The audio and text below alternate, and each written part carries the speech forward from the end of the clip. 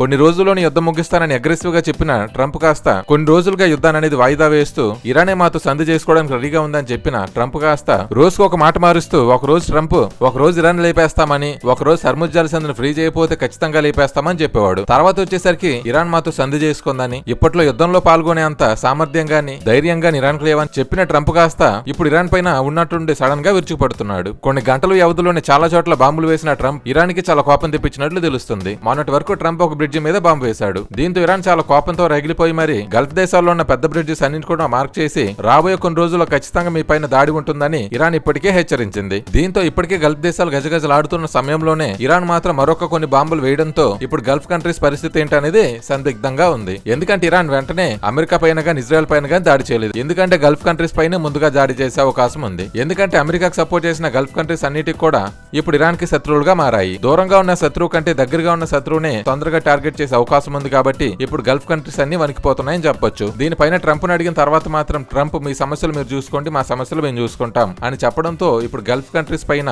తీవ్రంగా ఒత్తిడి అనేది ఎదుర్కొంటున్నారు. మొన్నటి వరకు కూడా చాలా స్ట్రాటజికల్ గా వ్యవహరించిన ట్రంప్ కాస్త ఇప్పుడు అగ్రెసివ్ గా మారిపోయాడు. ఇజ్రాయెల్ తో కలిసి అమెరికా మాత్రం ఇరాన్ పైన దాడి చేస్తుంది. ఇరాన్ పైన ఒకేసారి అమెరికా ఇజ్రాయెల్ మాత్రం చాలా దాడులు చేయడం జరిగింది. ఈ దాడిలో చాలా మంది చనిపోవడమే కాకుండా ఇరాన్ యొక్క అణు పరిశోధన స్థలాల్లో కూడా బాంబులు వేయడంతో రేడియేషన్ అధికంగా వ్యాపించిందని తెలుస్తుంది. దీంతో ఇప్పటికే ఇరాన్ యొక్క మీడియా సంస్థలు మాత్రం ఈ దాడుల్ని కాపాలని, మరింత దాడులు చేసినట్లయితే ఖచ్చితంగా ఇరాన్ లో చాలా పెద్ద నగరాలైన ఈ నగరాల్లో మాత్రం రేడియేషన్ పెరిగిపోవడంతో చుట్టూ ఉన్న చాలా మంది చనిపోయే అవకాశం ఉంది. కాబట్టి దయచేసి మాత్రం దాడులు తగ్గించండి అని చెప్పడంతో అమెరికా మాత్రం ఎట్టి పరిస్థితుల్లో తగ్గట్లేదు. ఇప్పటికే ఐక్యరాజ్య సమితిలో మాత్రం ఇరాన్ కంప్లైంట్ చేయడం జరిగింది. ఇజ్రాయెల్ అలాగే అమెరికా మాత్రం మా పైన అకారణంగానే దాడి చేస్తున్నారని, వాళ్ళు చెప్పే రీజన్స్ అన్ని కూడా చాలా ఫాల్స్ గా ఉన్నాయని, మా ఎదుగుదల చూసి తట్టుకోలేని ఇరాన్ అమెరికా మాత్రం మా ఎదుగుదల చూసి తట్టుకోలేని ఇజ్రాయెల్ అలాగే అమెరికా మాత్రం మా పైన తీవ్రంగా దాడి చేస్తున్నాయి. కాబట్టి ఈ దాడిని ఖచ్చితంగా ఖండించాలని ఐక్యరాజ్య సమితికి మాత్రం కంప్లైంట్ చేయడం జరిగింది ఇరాన్. దీంతో ట్రంప్ ఎక్కడైనా తగ్గుతాడో లేదో చూడాలి. ఇప్పటికే అమెరికా చాలా ఫైటర్ జెట్స్ ని పంపించి మరి ఇరాన్ లో దాడులు చేపించింది. అందులో ఒక ఫైటర్ జెట్ మాత్రం ఇరాన్ దాడి చేయడంతో అందులో ఉన్న పైలట్ కాస్త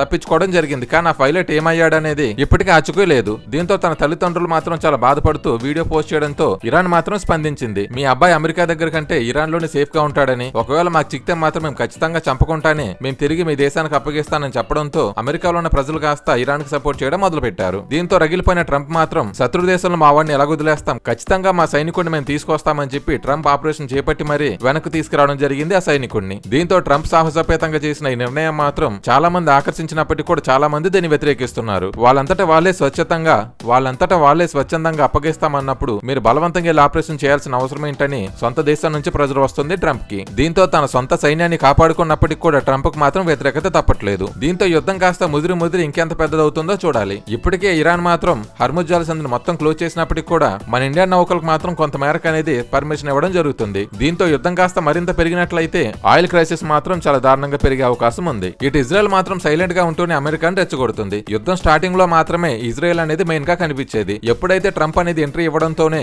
అమెరికాది మొత్తం డామినేషన్ అయిపోయింది. దీంతో చూడడానికి అమెరికా డామినేషన్ కనిపించినప్పటికీ కూడా సీక్రెట్ గా నడిపించేది మాత్రం ఇజ్రాయెల్ అని అందరికీ తెలుసు. ఎందుకంటే ఇజ్రాయెల్ మాత్రం దగ్గరుండి ఉసుగొల్పడంతోనే అమెరికా అనేది అలాంటి దాడులు చేస్తుంది. లేకపోయినట్లయితే అమెరికాకు మాత్రం కొంత కూడా దీనివల్ల మంచి జరిగే అవకాశం లేదు. చాలా మంది సైనికుల్ని కోల్పోవడమే కాకుండా సొంత దేశం నుంచి వ్యతిరేకత తెచ్చుకున్న ట్రంప్ మాత్రం ఇటు యుద్ధంలో గెలిచినా సరే గెలవకపోయినా సరే బ్యాడ్ నేమ్ మాత్రం తెచ్చుకున్నాడు. ఇప్పటికే ప్రతిపక్షాలు మాత్రం దుమ్మెత్తిపోస్తున్నాయి ట్రంప్ పైన. మనకు అవసరం లేని యుద్ధంలో నువ్వెందుకు పాల్గొన్నావని చెప్పి ప్రతిపక్షాలు నిలదీయడంతో ట్రంప్ మాత్రం ఏం మాట్లాడాలో అర్థం కావట్లేదు. దీంతో భయంకరమైన దాడులు చేస్తున్నాడు ఇరాన్ పైన. ఇటు యుద్ధంలో కూడా విజయం సాధించాడంటే లేదనే చెప్పాలి. ఎందుకంటే ఇరాన్ మాత్రం అమెరికా చేసిన ప్రతి ప్రయోగాన్ని కూడా సమర్థవంతంగా ఎదుర్కొంటుంది. యుద్ధం చేయకముందు వరకు కూడా ఇరాన్ అనేది ఒక చిన్న దేశంగానే అందరూ పరిగణించేవాళ్ళు. ఎప్పుడైతే తన ధైర్య సాహసాన్ని మొత్తం ప్రపంచానికి చూపించిందో ఇరాన్ మాత్రం చాలా స్ట్రాంగెస్ట్ కంట్రీ అని చూపించింది. ఎందుకంటే సాధారణంగా సుప్రీం లీడర్ గాని లేదా ఆ దేశ ప్రధాని గాని చనిపోయినట్లయితే ఆ దేశ పరిస్థితి ఏంటో అందరికీ తెలుసు. అలాంటిది దేశ సుప్రీం లీడర్ చనిపోయిన తర్వాత కూడా ఇరాన్ మాత్రం ఇంత గట్టి ఫైట్ ఇస్తుందంటే గ్రేట్ అని చెప్పొచ్చు. దీంతో ఇరాన్ మాత్రం అమెరికాతో ఎంతకాలం యుద్ధం చేస్తుందో చూడాలి. ఇరాన్ మాత్రం హర్ముజ్ జల సంధి మొత్తాన్ని కూడా తన కంట్రోల్లో తెచ్చుకోవడమే కాకుండా ఏ దేశం కూడా దాన్ని దాటి వెళ్లాలన్నా సరే తన పర్మిషన్ తీసుకుంటేనే తప్ప బయటికి వెళ్ళలేని సిచ్యువేషన్ తీసుకొచ్చింది ఇరాన్. దీంతో అమెరికా కూడా ఏం చేయలేని పరిస్థితులు ఏర్పడ్డాయి. అమెరికాను నమ్ముకున్న చాలా దేశాలు మాత్రం అమెరికాని హెల్ప్ అడగ్గా ట్రంప్ మాత్రం చాలా ఈజీగా చెప్పేయడం జరిగింది. మీ సమస్యలు మీరు చూసుకోండి, మాకున్న సమస్యలు మాకు చాలని చెప్పడంతో అమెరికా మిత్ర దేశాలు మాత్రం కంగుతున్నాయని చెప్పొచ్చు. దీంతో ఓవరాల్ గా మాత్రం ట్రంప్ వ్యవహరిస్తున్న తీరు మాత్రం అందరినీ ఆశ్చర్యపరుస్తుంది. మొన్నటి వరకు యుద్ధం మొత్తాన్ని ఆపేస్తామని చెప్పిన ట్రంప్ కాస్త 2 రోజులు గడవక ముందే ఇరాన్ పైన దాడి చేస్తాడు. దాని తర్వాత ఈ యుద్ధం మనకు సంబంధించింది కాదని, ఈ యుద్ధం వల్ల అమెరికాకు వచ్చే లాభం లేదని చెప్పిన ట్రంప్ కాస్త ఇరాన్ తో ఎలాగైనా సరే డీల్ చేసుకుని ఈ యుద్ధాన్ని క్లోజ్ చేస్తామని చెప్పారు. దీంతో 2 రోజులు అవ్వక ముందే భీకరంగా ఇరాన్ పైన దాడి చేశాడు ట్రంప్. దీంతో ట్రంప్ యొక్క మాటలు మాత్రం గుడ్డిగా నమ్మడం లేదని ఇరాన్ కి ఇప్పటికే అర్థమైపోయింది. దీంతో మాత్రం అమెరికాకి రిటర్న్ గిఫ్ట్ ఇస్తామని ఇరాన్ ఇప్పటికే ప్రకటించింది. ఇజ్రాయెల్ అలాగే అమెరికాకు సంబంధించిన చాలా ప్రాంతాలను మేము ఇప్పటికే మార్క్ చేసుకున్నామని, మా హిట్ లిస్ట్ లో ఉన్న ప్రతి ప్రాంతాన్ని కూడా మేము లేపేస్తామని, దీంట్లో ఎటువంటి ఎక్స్క్యూజ్ లేదని ఇరాన్ ఇప్పటికే చెప్పింది. దీంతో యుద్ధం మాత్రం ఇటు నుంచి ఎటు వెళ్తుందో ఎవరికి అర్థం కావట్లేదు. దీంతో ప్రపంచ యుద్ధంగా మారనుందా అని ఒక సందిగ్ధం కూడా నెలకొంది. దీంతో ప్రపంచం మొత్తం కూడా నాశనమయ్యే సిచ్యువేషన్ తీసుకొచ్చింది ఇరాన్ అలాగే అమెరికా. ఈ యుద్ధం పైన మీ అభిప్రాయం ఏంటి? ఈ యుద్ధం ఎప్పట్లో ఆగిపోతుందంటారా లేదంటారా? మీలో ఎంతమంది స్టాక్ మార్కెట్ లో ఇన్వెస్ట్ చేశారు? మీ పోర్ట్ఫోలియో లాభాల్లో ఉన్నాయా నష్టాల్లో ఉన్నాయా? కింద కామెంట్ చేసి తెలియజేయండి. ఈ వీడియో కనుక మీకు నచ్చినట్లయితే లైక్ చేయండి. మరిన్ని వీడియోస్ కోసం మన ఛానల్ ని సబ్స్క్రైబ్ చేసుకోండి. ఈ వీడియో కనుక మీకు నచ్చినట్లయితే మీ ఫ్రెండ్స్ అండ్ ఫ్యామిలీకి కూడా షేర్ చేయండి. Thank you for watching.